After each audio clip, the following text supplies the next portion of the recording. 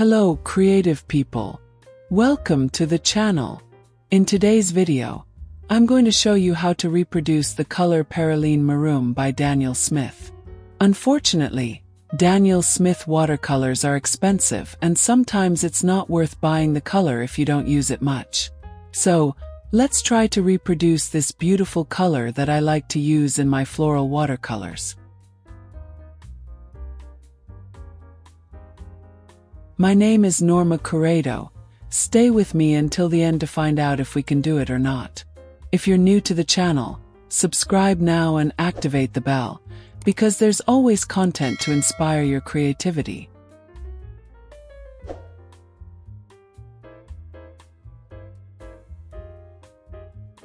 And buy my book Watercolor Flowers without the use of sketches on Amazon. It's still free for Kindle Unlimited and Prime subscribers. Enjoy, the link is in the video description. To complete this challenge, we're going to use watercolor brush, a small white porcelain plate, and color wheel. Let's start by analyzing the color Perylene Maroon. As the name suggests, it's a brown.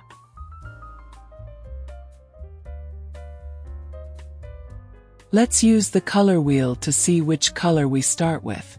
We know that complementary colors, that is, colors that are opposite each other on the wheel, when mixed together create neutral brown tones. We saw that the desired color is very reddish, so we'll start with permanent red and hooker's green. For those who don't know how to use the color wheel, I'll leave the link to my color theory video here in the description.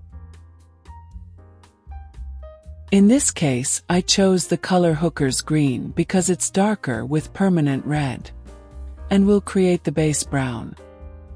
Too dark. I want to lighten the shade of brown, but if I add pure red it will darken even more. So I'll add Quinacridone rose.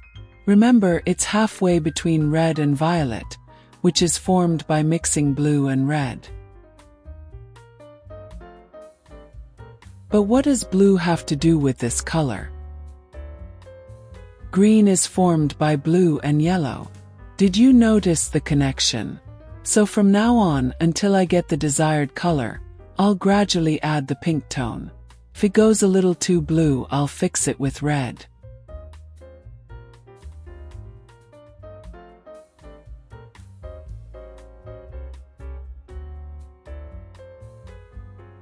Now, I think it looks pretty similar.